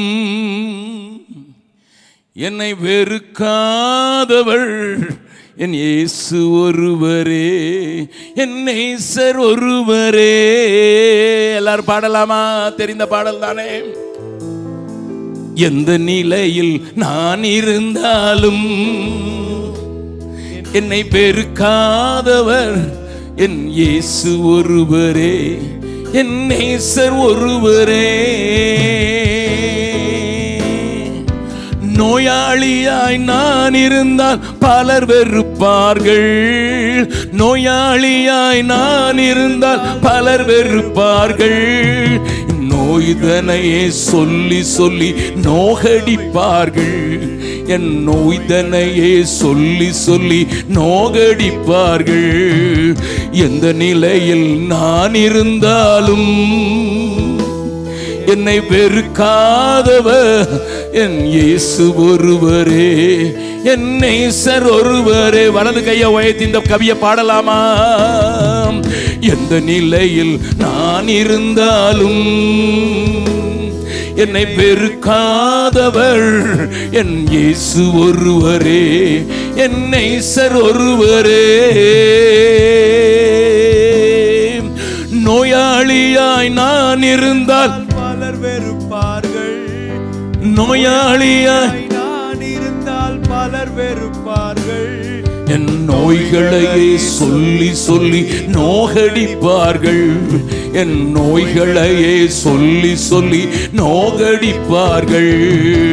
எந்த நிலையில் நான் இருந்தாலும் என்னை வெறுக்காதவர் என் இயேசு ஒருவரே, என் நேசர் ஒருவரே. பக்கத்தில் உங்க கையை எப்படி சொல்லுங்க. நீங்கள் பலவீனமாக இருந்தாலும் சரி, நோஞ்சானாக இருந்தாலும் சரி, நோயாளியாக இருந்தாலும் சரி, ஆகாதவனாக இருந்தாலும் சரி, ஆண்டவர் உபயோகப்படுத்துறதுக்கு ஒரு தடையும் இல்லை. அல்லேலூயா. நான் ஒரு சம்பவத்தை மறக்கவே மாட்டேன். சில நேரங்களில் சொல்லியிருக்கேன், எங்கேயும் சொல்கிறது நல்லது. அண்ணனுக்கு தெரியும், என்னோட ஒரு கசின் ஊழியத்தில் இருந்தார். இப்போ ரிட்டையர்ட் ஆகி ஹரியானாவில் ஊழியம் செய்கிறதுக்கு பலவீனமாக இருந்தாலும் இன்னும் ஊழியத்தில் இருக்கிறார். மிஷினரியா அம்ப்ரோஸ், நல்ல தம்பின்னுட்டு. அவர் இருந்த இடத்துல நாங்கள் 2வது ஒரு அநாதை இல்லத்தை ஆரம்பிக்க வேண்டிய அவசியம் இருந்துச்சு. நடந்ததை சொல்கிறேன், அதனால் பேரை சொல்கிறேன். முதல் ஆர்ஃபனேஜ் ஆரம்பிக்கிறதுக்கு நான் விரும்பவே இல்லை. ஒரு சகோதரன் என்னை பார்த்து, நான் 50 பிள்ளைங்களை தாங்கிறதுக்கு உங்களுக்கு சப்போர்ட் கொடுக்குறேன்னு சொன்னபோது நான் சொன்னேன், ஆர்ஃபனேஜ் எல்லாம் நமக்கு ஒத்து வராது அப்படின்னு சொல்லிட்டு நான் வேண்டான்னு சொன்னேன். அவர் 1.5 மணி நேரம் என்னோடு பேசி என் மூல செலவு செய்து, இப்போ என் மனைவி சொன்னால், நான் வீட்டில் ஜெபம் பண்ணிக்கிட்டே எவ்வளோ நாள் கிடக்கிறது, எனக்கும் கொஞ்சம் கொடுங்க. நான் கல்யாணத்துக்கு முன்னால் பிள்ளைங்களை பார்த்தவா, 40 பிள்ளைங்களோட வாழணும்னு நினச்சவா, அதனால் நீங்கள் கொஞ்சம் எனக்கு அதையாவது செய்து கொடுங்கன்னு கேட்பா. நான் சொன்னேன், இதெல்லாம் வச்சுக்கிட்டு இழுத்துட்டு போக முடியாது, நம்மளுக்கு கூடாரவாசி இங்கேருந்து அங்கே போயிட்டு இருப்போம், இந்த பிள்ளைங்கள்லாம் சாக்க முடியாதுன்னு சொல்லிட்டு நான் வேண்டான்னு சொன்னேன். ஆனால் அவர் என்னை கன்வின்ஸ் பண்ணார். அப்போ நான் சொன்னேன், 15 பிள்ளைங்களை தாங்க, 50லாம் வேண்டாம், அது ஹாஸ்டல் மாதிரி இருக்கும். 15 பிள்ளைங்கன்னா அங்கிள் ஆன்ட்டின்னு நல்லா ஒட்டிக்கிடும் அப்படின்னு சொல்லி நாங்கள் அந்த 15 பிள்ளைங்களை வளர்க்க ஆரம்பித்தோம். ஆனால் கேடு என்ன ஆச்சுன்னா, 24/7 என் மனைவி அவங்களோடையே இருந்தான். என் மூத்த மகன் 2.5 வயசு. அப்போ அவன் என்னைய, அந்த பிள்ளைங்க என்னை அங்கிள்ங்கிறதுனால இவனும் அங்கிள்ன்ட்டான். ஆக அனாதையாக்கப்பட்டது நான் தான். அவங்களோட குளிப்பாடி, ஏன்னா அந்த பீகார் பிள்ளைங்களை சரி பண்ணுறதுக்குள்ள போதும்னாச்சு. நான் சொன்னேன், அனாதை இல்லவே வேண்டாம். ஆனால் அந்த அனாதை இல்லத்தை வந்து பார்க்க வந்துட்டு எவ்வளோ நல்லா வச்சுருக்கீங்க, பிள்ளைங்க எவ்வளோ நல்லா தேறி இருக்காங்க. 4 மாதம் கழிச்சு வந்தாங்க, 4 மாதத்தில் 1 இயர் கழிச்சு வந்தாங்க. பிள்ளைங்களாம் பயங்கர ஸ்மார்ட் ஆகிட்டாங்க. 15 பிள்ளைங்களும் பயங்கர ஸ்மார்ட் ஆகிட்டாங்க. என் மனைவி தன்னுடைய வாழ்க்கையை அவங்க மேலே ஊற்ற ஆரம்பிச்சிட்டா, அதனால் நல்லா ஸ்மார்ட் ஆகிட்டாங்க. 1 வருஷம் கழித்து பார்க்க வந்தவங்க சொன்னாங்க, பிரதர் இன்னொரு ஆர்ஃபனேஜ் ஆரம்பிங்க. அப்போ நான் சொன்னேன், அம்ப்ரோஸ் நீ வச்சுக்கப்பான்னு சொல்லி 20 பேரை கொடுத்தாச்சு. அவருடைய மனைவி பேர் அமர் ஜோதி. அமர் ஜோதி ஒரு நாள் சவுத்துக்கு வர வேண்டியதாகி போச்சு ஊழியத்தின் நிமித்தமாக. அவள் ஊழியத்துக்கு இங்கே வந்துட்டான். இவங்க 20 பிள்ளைங்களுக்கு சமைக்கிறது எப்படிங்கிற பிரச்சனை அந்த ஊழியக்காரனுக்கு உண்டாச்சு. எப்படி சமைக்கிறது, கூட்டம் இருக்குது, ஃபாஸ்டிங் ப்ரேயர் இருக்குது, மற்ற கூட்டம் இருக்குதுன்னு சொல்லி பாபுவான்னு ஒரு இடத்துல இருந்தார். சேரை போட்டு, ஆண்டவரே இந்த 20 பிள்ளைங்க இருக்காங்க குட்டீஸ், இவங்களுக்கு சமைக்கணும் ஆண்டவரே, எப்படியாவது ஒரு ஆளை அனுப்புன்னு சொல்லி ஜெபம் பண்ணிகிட்டு இருக்கும்போது ஒரு ஆள் வந்து, ஐயா 3 நாளாக சாப்பிடல ஐயா, ஏதாவது வேலை கொடுங்க, ஆண்டவரே அனுப்பிச்சிட்டான்னு நினச்சிட்டு அந்த ஆளுக்கிட்ட கேட்டாப்புல, உனக்கு சமைக்க தெரியுமா? ஓரளவுக்கு சமைப்பையா, உனக்கு சமைக்க தெரியுமான்னு நான் சோதிச்சு பார்ப்பேன், ஆனால் பிள்ளைங்களுக்கு வயிறெல்லாம் கெட்டு போயிடக்கூடாது, சுத்தமாக இருக்கணும் தெரியுதா, சுத்தமாக சமைப்பியா? ஆட்டியா, ஏன்னா அவன் பசியில் இருக்கான். ஒரு 2.5 கிலோ 20 பிள்ளைங்க 2.5 கிலோ அரிசியை கொடுத்து, நீ முதல்ல சாப்பாடு சோறு சமைச்சு கொண்டு வா, நான் பார்த்த பிறகு உனக்கு சமைக்க தெரியுமான்னு பார்க்குறேன்னா, இவன் அரிசியை வாங்கிட்டு போனால் இவர் தன்னுடைய கொஞ்சம் பைபிள் அடுத்த நாள் ஃபாஸ்டிங் பிரேயர் ரெடி ஆகணும்னு உள்ளே போயிட்டார். இவன் ஆளையை காணும். இதுதான் கிச்சன்னு காட்டினார், இதுதான் பாத்திரம்னு காட்டினார், இதுதான் ஸ்டவ்னு காட்டினார், இதுதான் பைப்புன்னு காட்டினார், ஆளை காணும். 1.5 மணி நேரம் ஆச்சு, ஆளை காணும். இவர் நினச்சான், என்ன நினச்சான், அட பாவி 2.5 கிலோ அரிசி சாப்பிடலன்னு சொன்னால் எடுத்துகிட்டு போயிட்டான் போலன்ட்டு அங்கே போய் பைப்பில் பார்த்தா அவன் இன்னும் கழுவிட்டு இருக்கான் அரிசி. எப்படின்னு கேட்குறீங்களா? எல்லாம் சுத்தமாக செய்யணும்னு சொன்னார்ல, அதனால் சர்ஃப் போட்டு கழுவியிருக்கான். அது கழுவ சோப்பு பவுடரா அதில் முறையாக வருது. இவன் கழுவி 1.5 மணி நேரம் கழுவிட்டான். இவனை நீங்கள் என்ன சொல்லுவீங்க? உங்கள் ஊர் பாஷையில் சொல்லுங்களேன், ஆலயத்தில் மாங்காய் மடையா அப்படின்னு சொல்லியிருப்பீங்க. அரிசியை சோப்பு தண்ணி போட்டு கழுவுன. இவன் இயேசுவை கேள தெரிய விஷயம் அது. உண்மையாக நடந்ததை சொல்கிறேன். அன்னைக்கு வியாழக்கிழமை வந்துட்டான். அடுத்த சரிப்பா நீ சமைன்னு சொல்லியாச்சு.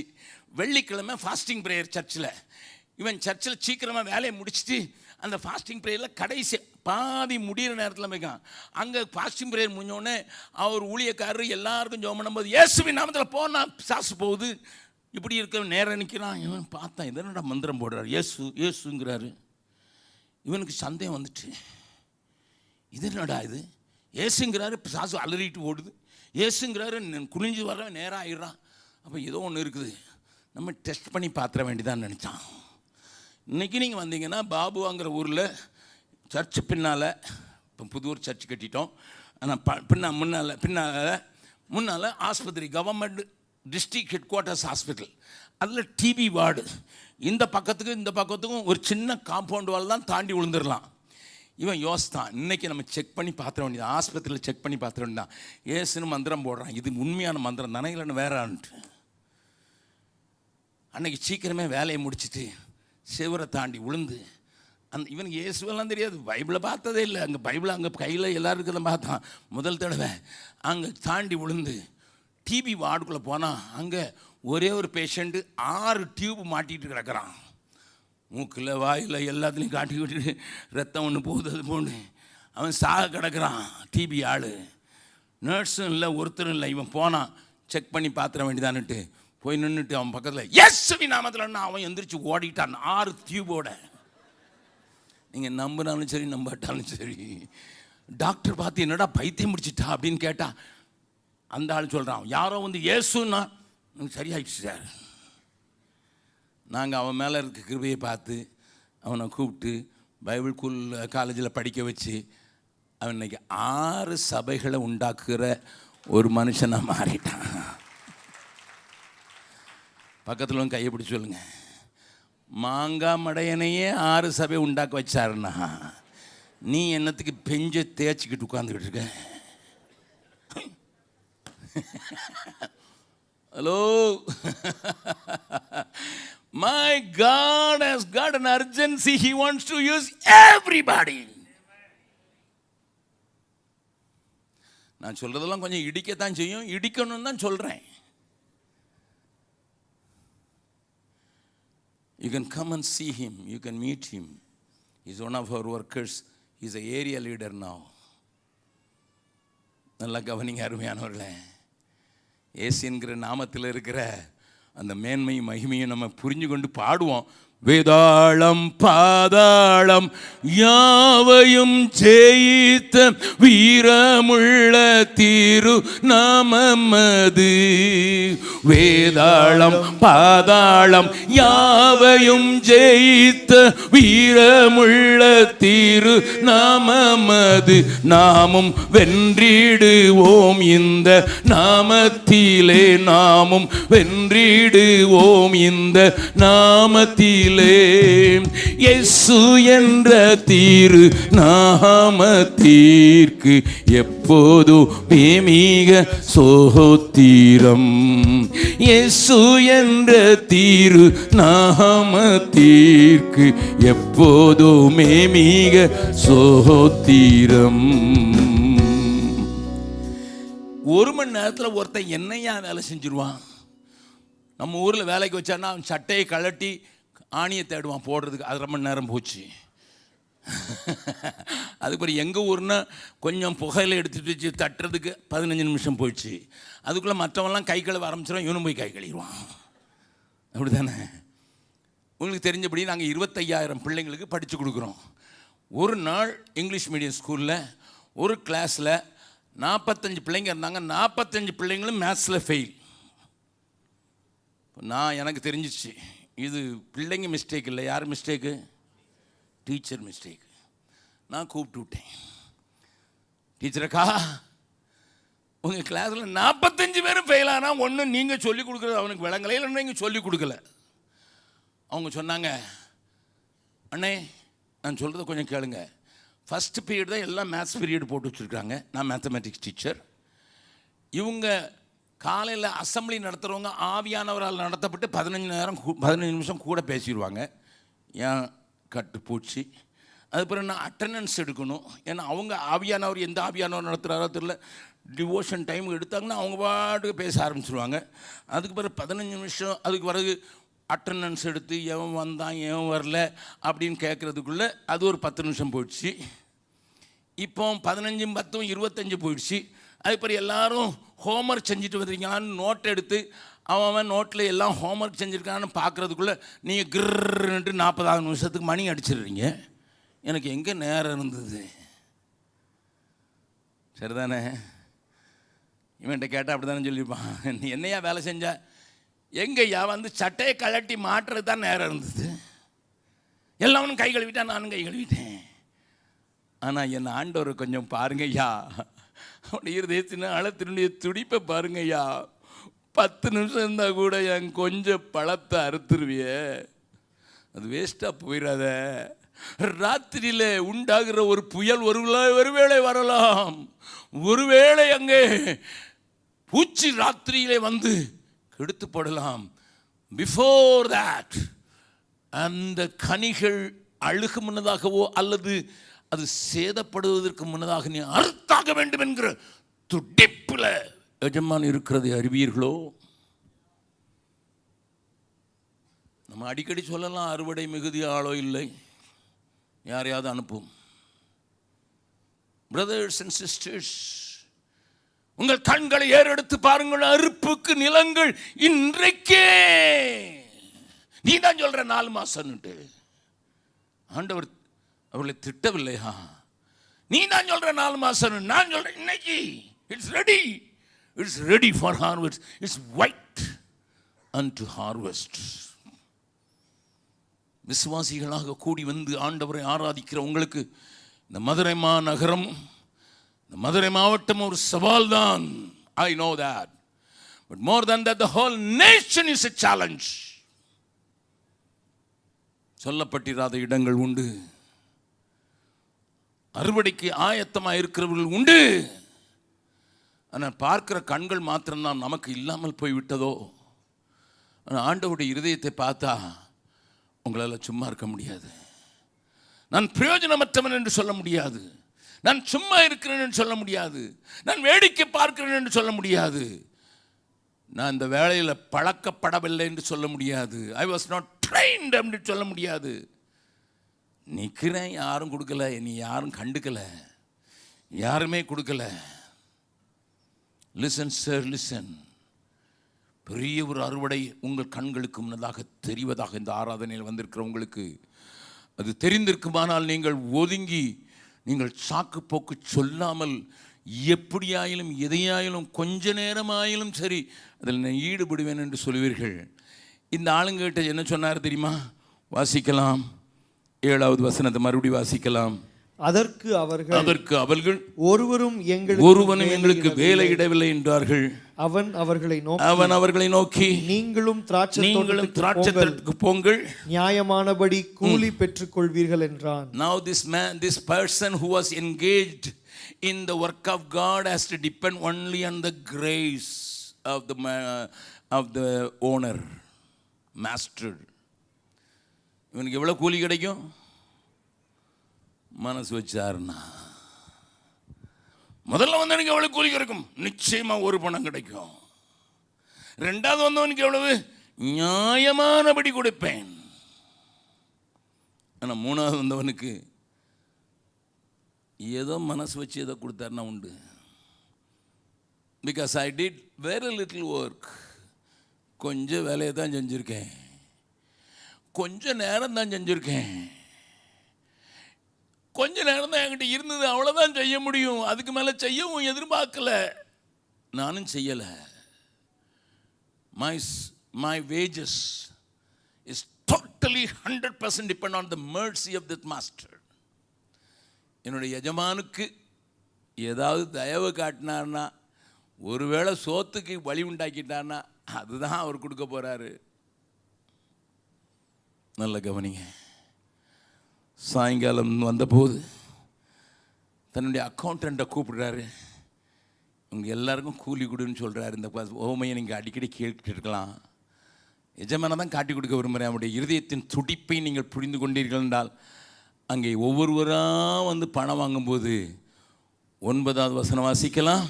அப்பொழுது 11ஆம் மணி வேளையில் வேலை அமர்த்தப்பட்டவர்கள் வந்து ஆளுக்கு ஒவ்வொரு பணம் வாங்கினார்கள். கிருபைக்கு தான் அளவு கிடையாது. பக்கத்தில் சொல்லுங்க, கிருபைக்கு தான் அளவே கிடையாது. The grace has got no measure. அளவில்லாத கிருபை. இவனுக்கு இவன் லாயக்கு கிடையாது. முதல்ல சரி ஒர்க் பண்ணானா அதுவும் கொஞ்சம் காணும் தான். அவன் முதல்ல வந்தவன் சொல்றான், பகலின் கஷ்டத்தையும் வெயிலின் உஷ்ணத்தையும் சகித்த நாங்கள். We worked 12 hours. We suffered hard. We did everything. These fellows came later. நான் ஆண்டவர்க்கோ அவர் தன்னை குறித்து சொல்றாரு, நான் தயாளன். 15வது வசனத்தில் பக்கத்தில் இருக்கும் சொல்லுங்க, தயாளமான ஆண்டவருக்கு சொல்லுங்க, எல்லாரும் சொல்லுங்க, தயாளமான ஆண்டவருக்கு வேலை செய்யாம யார் யாருக்குள்ளமோ வேலை செய்கிற. என்ன நின்று போச்சு சத்தம்?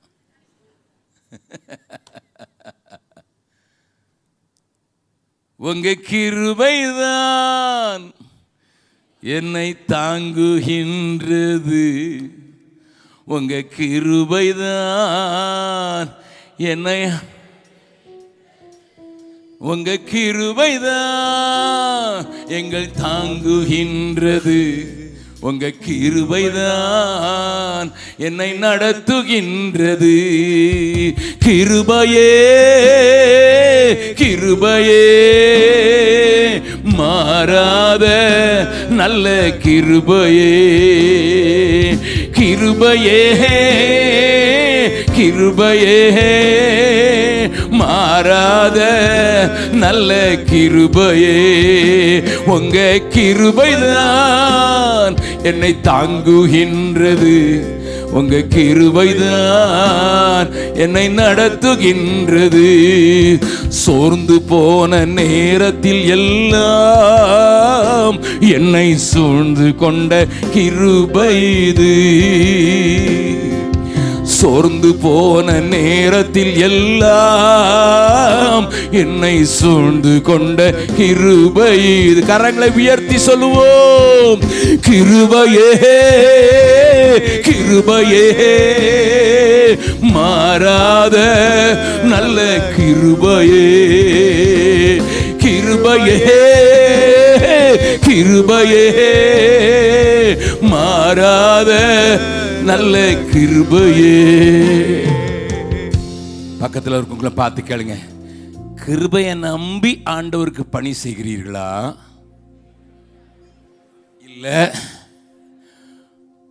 கால்குலேட் பண்ணி ஆண்டவருக்கு கிரியை செய்கிறீங்களா? தன் முதல் பேரான குமாரனை தந்தார் அல்லவா, த பெஸ்ட், அதையே கொடுத்தார் அல்லவா. நல்ல வீட்டில் போய் இன்னைக்கு ஜெபம் பண்ணுங்க. Lord, am I dealing with you properly?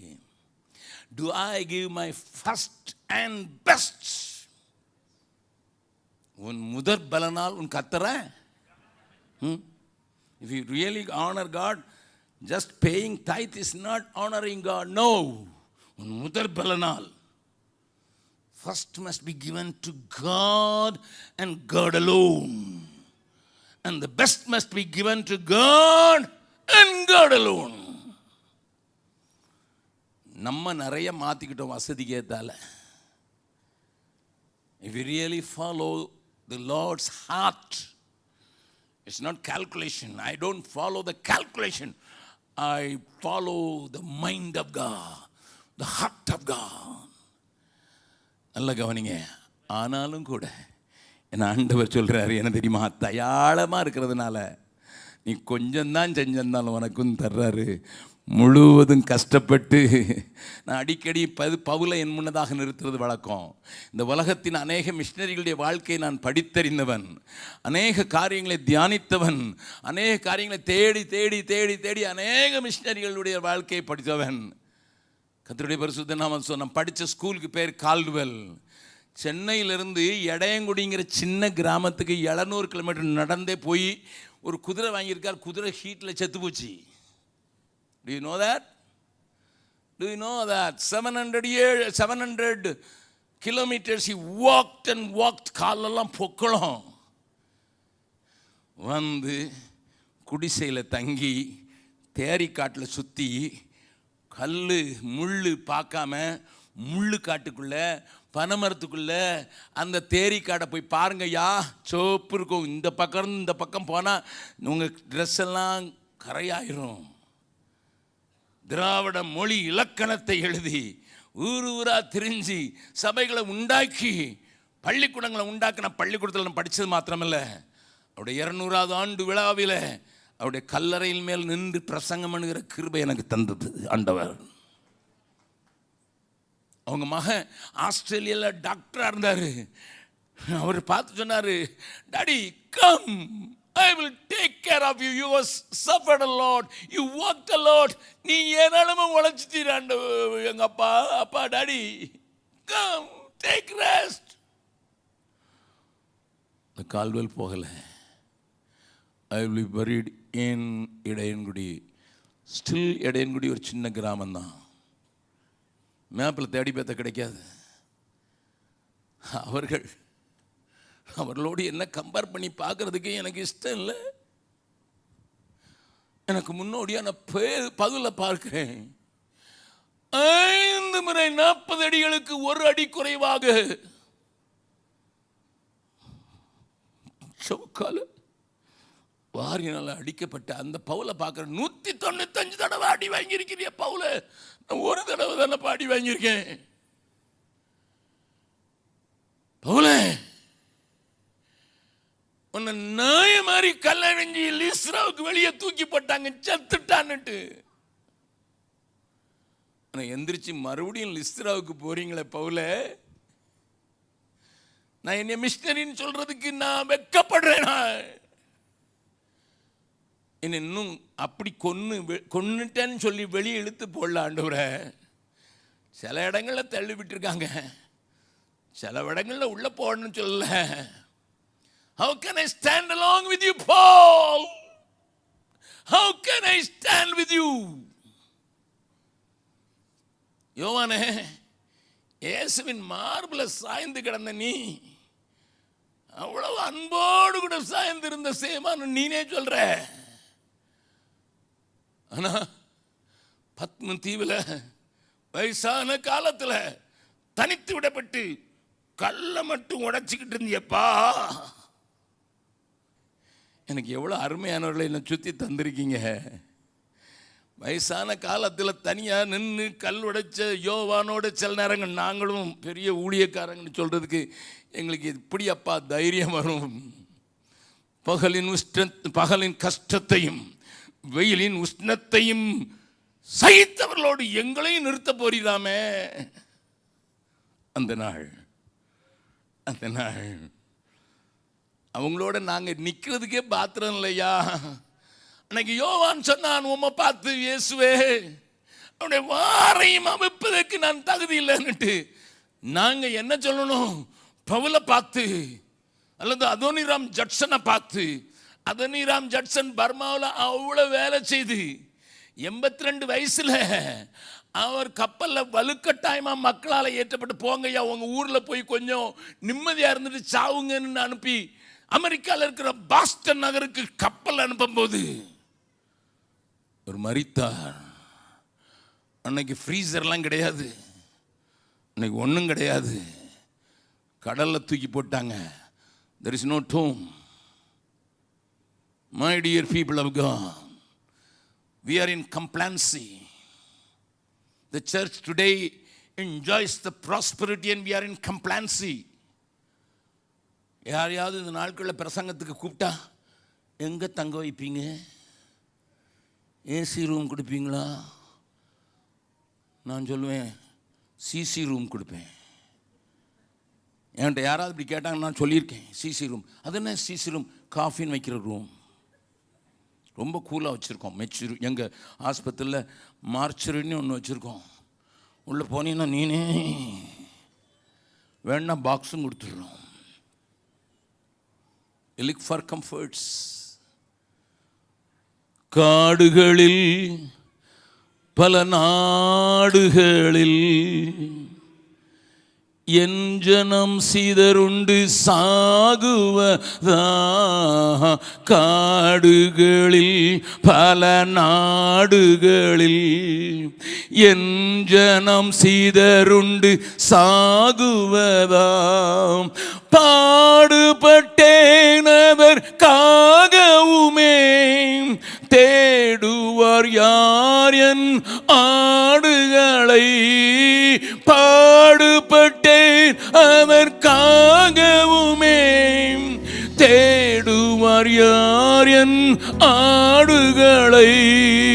மந்தையில் சேரா ஆடுகளை எங்கிலும் கோடி கோடி உண்டே.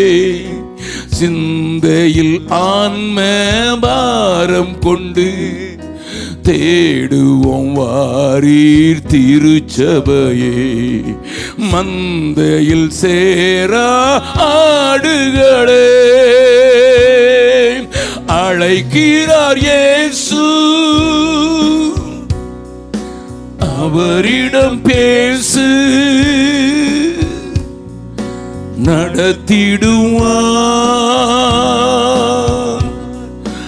அழைக்கிறார் இயேசு, அவரிடம் பேசு, நடத்திடுவார். சொல்லப்பட்டிராத இடங்கள் உண்டு, என்னை அங்கு சொல்ல இங்கு ஆட்கள் உண்டு. சொல்லப்பட்டிராத இடங்கள் உண்டு, என்னை அங்கு சொல்ல இங்கு ஆட்கள் உண்டு. அழைப்பு பெற்றோர் யாரும் புறப்படுவீர், இது ஆண்டவர் கட்டளை கீழ்ப்படிவீர். அழைப்பு பெற்றோர் யாரும் புறப்படுவீர், இது ஆண்டவர் கட்டளை கீழ்ப்படிவீர். மந்தையில் சேரா ஆடுகளை எங்கிலும் கோடி கோடி உண்டே. சிந்தையில் ஆன்ம பாரம் கொண்டு தேடுவோம் வாரீர் திருச்சபையே. எல்லாரும் கண்களை மூடலாம். உன்னால் முடியாது என்று சொல்லுகிறாயோ? உன்னை யாரும் கண்டுகொள்ளவில்லை என்று சொல்லுகிறாயோ? உனக்கு இயலாது என்று சொல்லுகிறாயோ? அல்லது சும்மா சுத்தி கொண்டிருக்கிறாயோ? உலகத்தையும் உலகத்தின் காரியத்தை வேடிக்கை பார்த்து கொண்டு நிற்கிறாயோ? யாரும் என்னை கூப்பிடவில்லை என்று சொல்லுகிறாயோ? கொஞ்சம் கண்ணை ஏறெடுத்து பாருடா கண்ணா, என் தங்கச்சி, என் அருமை பிள்ளையே, கொஞ்சம் கண்ணை ஏறெடுத்து பார். ஒரு மனுஷனும் கட்டி போவது தேவனுக்கு சித்தம் அல்லவே. அறிவிக்கப்படாவிட்டால் எப்படி விசுவாசிப்பார்கள்? பிரசங்கிக்கிறவன் இல்லாவிட்டால் எப்படி விசுவாசிப்பார்கள்? அனுப்பப்படாவிட்டால் எப்படி?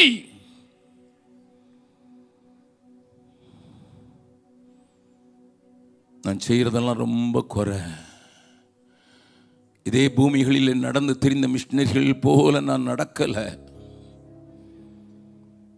நான் சொல்றேன், நான் சும்மா வெறுங்கையா வந்தேன். இப்ப ஆடிக்கார ஆண்டவர் தந்திருக்கிறார். எவ்வளவு பெரிய ஆண்டவர் என்றது அதில் தான் மகிழ்ந்து கொண்டிருக்கிறேன். I am not against having an Audi car, but I am against when you say I have been blessed. If you stop there, you are committing a big sin. உனக்கு வசதிகளை தேவன் கொடுக்க மாட்டார் என்று நான் சொல்லவில்லை. Yes, my God is a very rich God. அது மாத்திரமல்ல, தயாளன் அவர் பேரு. தயாளன். ஒரு வன்கண்ணான் அவர் அல்ல, அவர் தயாளன். இப்ப அவருக்கு சொல்றாரு, சொல்லப்பட்டிராத இடங்கள் உண்டு, அறுவடைக்கு ஆயத்தமாகி பொறுக்கப்படாவிட்டால் சிதறிடும் கனிகளை பொறுக்க வேண்டும் என்று நான் ஒரு பாடல் எழுதினேன். சிதறிடும் கனிகளை பொறுக்க வேண்டும். காலம் கடத்திவிட்டால் கணக்கு கொடுக்க வேண்டும் என்ற வழிகளில் நான் எழுதினேன். I mean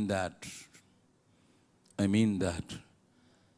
Thousands and thousands and thousands, millions untold in this land. ஏராளமானவர்கள் உண்டு.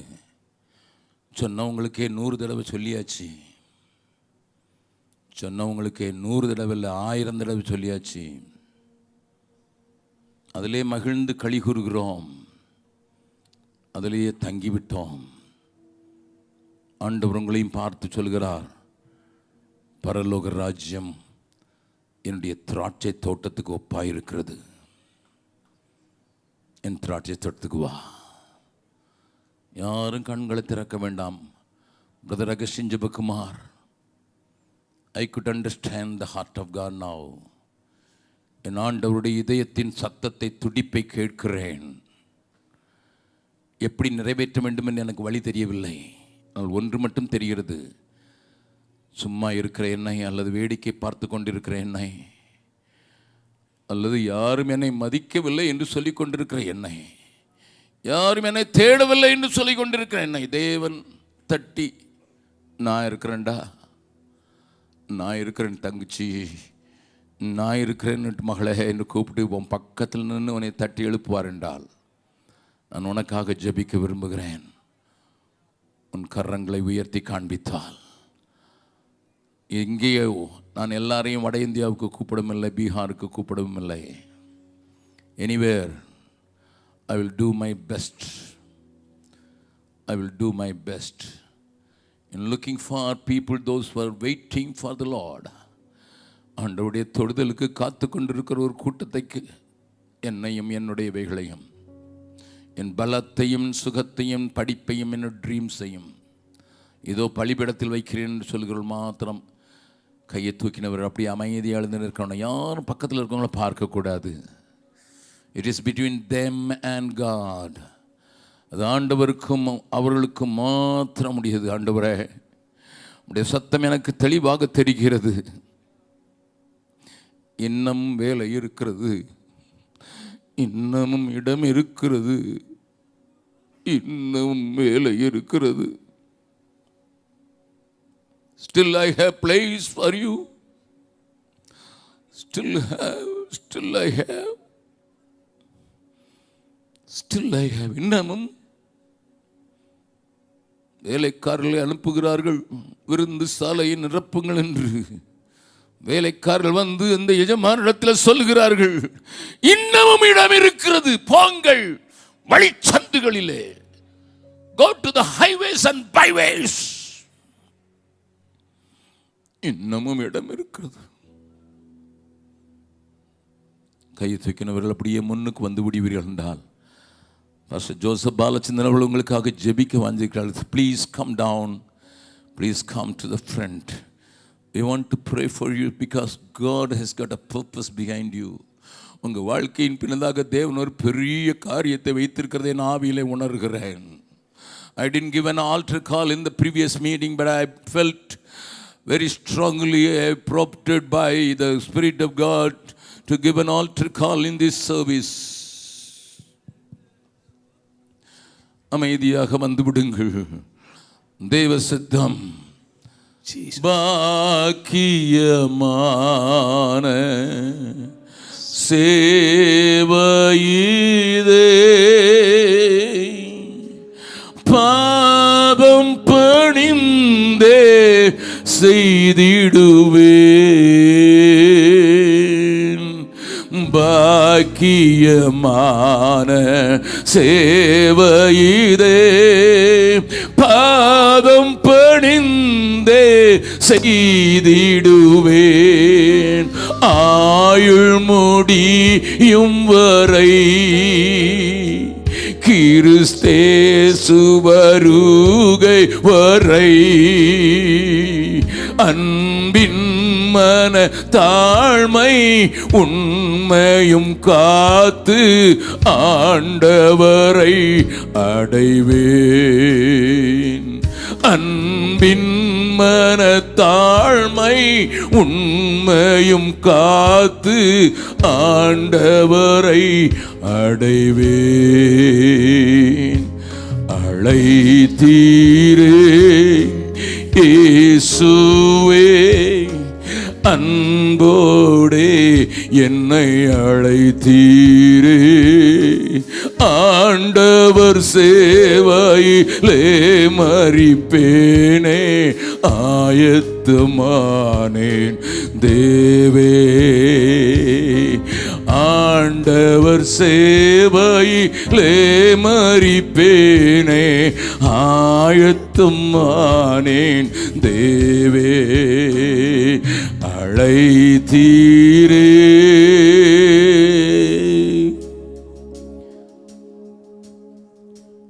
பட்டணங்கள் தோறும் கட்டுகளும் வேதனைகள் எனக்கு வைக்கப்பட்டிருக்கிறது. ஆனால் I am driven by the Spirit of God. ஆனால் ஆவியானவர் என்னை சொல்கிறார், ஒன்றையும் குறித்து கவலைப்படேன். God will take care of me and my things. அதுதான் பவுல் எபேசியர்களுடைய மூப்பர்களை பார்த்து ஒன்றையும் குறித்து கவலைப்படேன். Because I stepped out to serve a God who has got a gentle heart. Jesus. A heart full of mercy. A heart full of grace. He knows how to reward me. He knows how to reward me. He knows how to reward me. எனக்கு என்ன கொடுக்க வேண்டும் என்று அவர் தீர்மானித்துக் கொள்ளட்டும். I don't have any demands. Jesus. ரெண்டு மண்ணால வந்திருக்கிறவர்கள் கரங்களை உயர்த்தி, உயிர் உள்ள நாட்கள் எல்லாம் ஓடி ஓடி உழைத்திடுவேன். அழைத்தீரே உம் சேவைக்கே, அதை நான் மறப்பேனோ என்கிற அந்த பாடலை இருதயத்தின் ஆழத்தில் முன்னால் வந்திருக்கிறவர்கள் மாத்திரமல்ல, பின்னால் இருக்கிறவர்கள் கூட. You may be involved in God's work already, but still God is really kindling you again. Jesus. Jesus. Jesus. உயிருள்ள நாட்கள் எல்லாம் ஓடி ஓடி உழைத்திடுவேன். உயிருள்ள நாட்கள் எல்லாம் ஓடி ஓடி உழைத்திடுவேன். அழைத்தீரேவும் சேவைக்கு என்னை அழைத்தீரேவும் சேவைக்கே, அதை நான் மறப்பேனோ,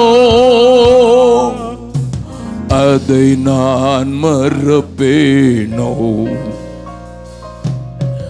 எஜமானனே எஜமானனே என் இயேசு ராஜனே, எஜமானனே என் இயேசு ராஜனே. எண்ணம் எல்லாம் என் ஏக்கம் எல்லாம் உம் சித்தம் செய்வதுதானே. என் எண்ணம் எல்லாம் என் ஏக்கம் எல்லாம் உம் சித்தம் செய்வதுதானே.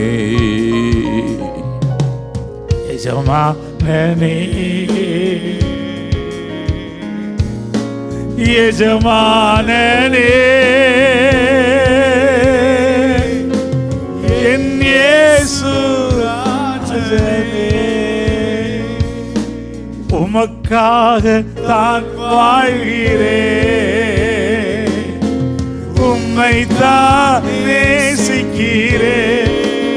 வாயை திறந்து சொல்லுங்க, உமக்காக தான் வாழ்கிறேன், உம்மை தான் நேசிக்கிறேன். அழைத்தீர் சேவைக்கு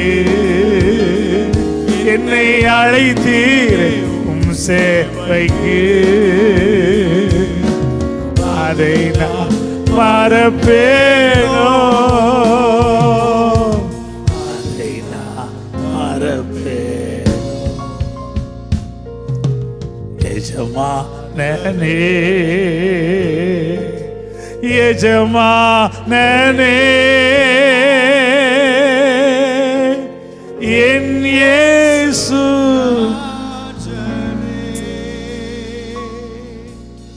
இத்தனை பேர் நம்முடைய சபையிலே ஆண்டவருடைய ஏக்கத்தை, அவருடைய பாரத்தை அறிந்து அவருடைய தயாளத்தை உணர்ந்து, நான் தேவனுடைய திராட்சை தோட்டத்தில் நான் வேலை செய்ய வருகிறேன் என்று உங்களை ஒப்பு கொடுத்து வந்தவங்களுக்கு இது போதும். இந்த 3 நாள் இந்த கூட்டங்களை வச்ச நோக்கத்தை கத்தர் நிறைவேற்றிட்டாரு. உங்கள் கண்ணீரை கத்தர் பார்க்குறார், உங்களை அர்ப்பணத்தை கத்தர் பார்க்குறார். அவர் ரொம்ப தயாளன். எந்த நிலைமையில் இருந்தாலும் சும்மா இருந்தால் கூட நம்ம அவர் விடலை, வா என் தோட்டத்துக்கு வா, வேலை செய்ய வா, நியாயமானபடி கூலி கொடுப்பேன். 52 வருஷத்துக்கு முன்னால் அம்பகஸ்டின் ஜெபக்குமாரை அழைச்சி அவர் சன்னியாசியை போல காவி ட்ரெஸ் போட்டு தாடி வச்சு அது ஒரு சாதுவை போல பீகாருக்கு போன காட்சி எனக்கு இன்னைக்கும் தெரியும். ஒன்றும் இல்லாமல் இன்றைக்கு ஆண்டவர் அவர் கீழே 3000 ஊழியக்காரில் கொடுத்துருக்கிறார், ஆஸ்பத்திரிகளை கொடுத்துருக்கிறார், பல ஹோம்களை கொடுத்துருக்கிறார். அதுமாதிரி விபச்சாரத்தில் உள்ள பிள்ளைகளுக்காகவே ஹாஸ்டலில் கொடுத்துருக்கிறார். நம்ம சபையிலேருந்தே போயிருக்காங்க, அங்கே போய் ஊழியம் செஞ்சிட்ருக்காங்க அப்படிப்பட்ட ஹோமில். ஆனால் ஆண்டவர் நியாயமானபடி கூலி கொடுக்குறவர். அந்த அழைப்புக்கு வந்தா நீங்கள் முன்னால் வந்திருக்கிறங்க, நீங்கள் ஒன்றும் கலங்க தேவையில்லை, நீங்கள் அர்ப்பணிச்சிட்டுங்க, உங்களை கரம் பிடிச்சி நடத்துவார். அவர் திராட்சை தோட்டத்தில் நீங்கள் பணி செய்வதற்கு உங்களை பலப்படுத்துவார், உங்களை தாங்குவார், உங்களை ஏந்துவார், உங்களை கடைசி வரை நடத்துவார். கலங்காதிருங்க. கர்த்தருடைய கையில் உங்களை ஒப்பு கொடுத்து நான் ஜெபிக்க போகிறேன். ஆண்டவரே, இது ஒரு மனுஷன் கொடுத்த அழைப்பு இல்லைப்பா. ஆண்டவர் பரிசுத்த ஆவியானவர் தெய்வம் எங்கள் சபை மேலே கண்ணோக்கமாக இருந்து இந்த கூட்டங்களை வச்சு இந்த அருமையான விலையேறப்பட்ட சகோதர சகோதரிகள், ஆண்டவரே உம்மால் தெரிந்து கொள்ளப்பட்டவர்கள் கண்ணீரோடு வந்து, நான் தேவனுடைய திராட்சை தோட்டத்தில் நான் வேலை செய்ய வாரேன்னு அன்று முன் வந்ததை நீங்கள் பார்த்து நீர் சந்தோஷப்படுகிறீர், ஆனந்த கண்ணீர் வடிக்கிறீர். ஆண்டவரே, இயேசுவின் நாமத்தில் இந்த அர்ப்பணம் செய்தவங்க முன்னால் வர்ற இடம் இல்லாமல் பின்னாலேயே உட்கார்ந்துருக்குறாங்க. ஆனாலும் அவங்க உள்ளத்துலேயும் நீ ஆண்டவர் தயாளமுள்ள எஜமானுக்கு நான் திராட்சை தோட்டத்தில் கனிகளை சேகரிக்க என்னை அர்ப்பணிக்கிறேன் என்று சொல்லி ஒப்பு கொடுத்துருக்காங்க. எல்லாரையும், முன்னால் வந்தவர்களையும் வர முடியாதவர்களையும் கிருபையுள்ள வசனத்துக்கும் கிருபையுள்ள இரத்தத்துக்கும் கிருபையுள்ள ஆவியானுடைய வழிநடத்தலுக்கும் ஒப்பு கொடுக்குறப்பா. நீர் உண்மை உள்ளவர், அழைக்கிறவர் உண்மை உள்ளவர், அழைத்தவர் உண்மை உள்ளவர். நீர் தயாள பிரபு, தயாளனப்பா. உம்மை துதிக்கிறோம், உங்களுடைய கரத்தில் ஒப்பு கொடுக்குறோம், உமக்கு நன்றி சொல்கிறோம்.